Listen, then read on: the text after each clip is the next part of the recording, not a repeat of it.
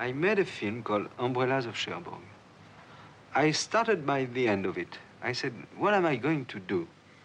I would like to make the people crying. I want to make them cry. So I did. I wrote a story for that purpose, to make them more tender or think, about their first love or whatever, and make them really crying. And I succeeded. I was pleased.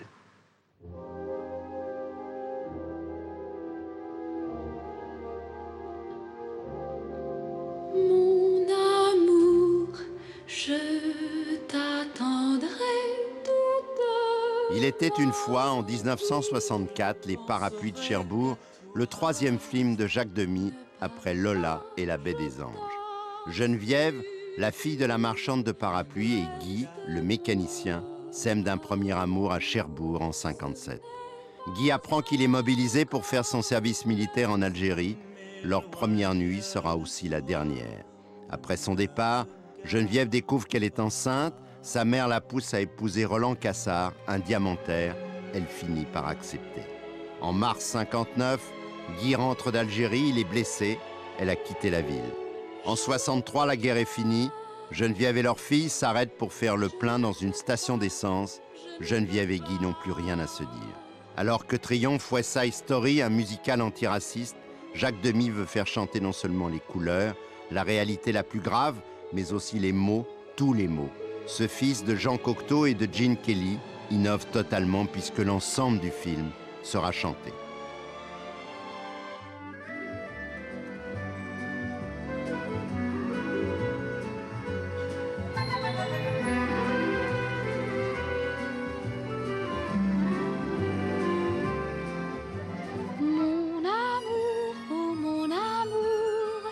Geneviève, ma petite Geneviève. Guy, je t'aime. Tu sens l'essence. C'est un parfum comme un autre. Guy, je t'aime. Oh Guy, je t'aime. Un client, je me sens à 8 heures devant le théâtre. Si vous voulez, ce qui me gêne un petit peu dans la comédie musicale classique, vous voyez, comme dans l'opérette, c'est le récit, puis une petite chansonnette, puis un peu de récit, puis le ballet, puis on revient à la chansonnette.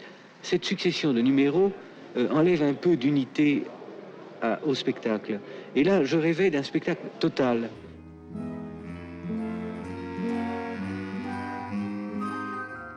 Quand on s'est mis au travail, on a pris ce scénario, scène par scène, et on a musiqué les dialogues. C'est marrant parce que Jacques, il arrivait chez moi pour travailler. Alors moi je posais des partitions de musique vierges, sans une note.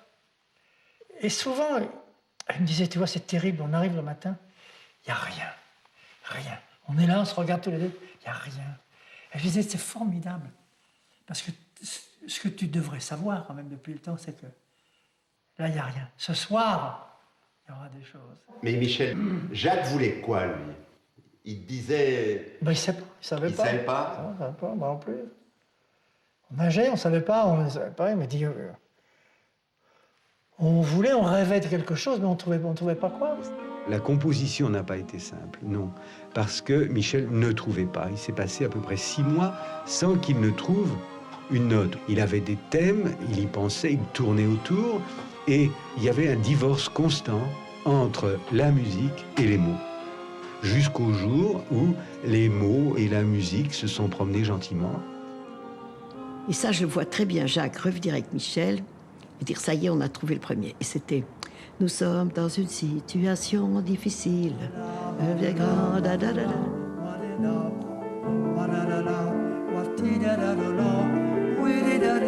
Je prends le scénario de Jacques, je le tourne avec moi, vrai. Nous sommes dans une situation difficile. Geneviève est grande, elle m'aide de son mieux.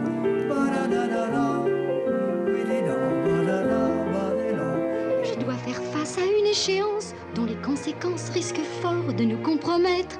Et je viens vers vous comme on vient au Messie. Madame. C'est une espèce de récitatif classique en rythme.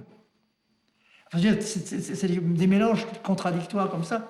Et tout à coup, Jacques me dit, mais tu vois, c'est ça c'est formidable, il faut faire ça. Dans le phrasé qui est celui des parapluies, le jazz t'aide beaucoup, finalement. Oui, parce que c'est un beau phrasé. Parce que c'est un couplet magnifique. C'est-à-dire, c'est une façon de chanter qui est... Il ne swing pas, c'est pas... Il n'y a pas de swing, justement. Non, ce n'est pas une partition de jazz, mais la manière jazzique, qui ne t'a pas échappé par les chanteurs-chanteuses, est-ce qu'il y a de mieux? Michel Legrand a derrière lui une carrière exceptionnelle de jazzman à New York dans les années 50. Il a été le pionnier du rock'n'roll en France et il compose pour le cinéma. Ce virtuose va permettre à Jacques Demy de marier le jazz, la chanson et le cinéma et d'inventer le drame musical entièrement chanté. Un rêve électrique, aérien et plein de notes comme les années 60. L'émission Salut les copains sur Europe 1 organise en juin 63 un concert Place de la Nation qui rassemble plus de 150 000 jeunes. La jeunesse du baby-boom fait irruption sur la scène publique. L'Algérie est devenue indépendante, mais les tentatives d'attentat se poursuivent contre De Gaulle, tandis que les derniers rapatriés arrivent en France. Alors que l'Amérique se débat toujours avec la discrimination raciale, le président Kennedy est assassiné, suscitant une stupeur mondiale. Après la guerre d'Algérie commence celle du Vietnam, qui va enflammer la décennie. En 64, tandis que sortent les parapluies, les Beatles s'emparent de tous les charts. Il avait son papa qui était garagiste. Donc le garage ressemblait beaucoup au garage de son papa. Et son papa a été très déçu quand il est parti faire du cinéma. Lui, il voulait son fils aîné, c'était le fils aîné. Il voulait qu'il reprenne le garage. C'était un garage qui marchait bien, non, qui était bien. Un père qui est un peu, qui est là sans être vraiment là. Mais qui n'a pas beaucoup de conversations avec son fils, qui n'avait aucune envie, c'était qu'il devienne garagiste comme lui, qui lui a quand même fait faire un apprentissage de chaudronnier. Faut le faire, hein. Et qui voulait pas qu'il aille faire des études de cinéma. Il ne pouvait pas comprendre ce garçon-là. Il s'est demandé comment il avait pu faire cette espèce de petit oiseau qui sortait de on ne sait pas où.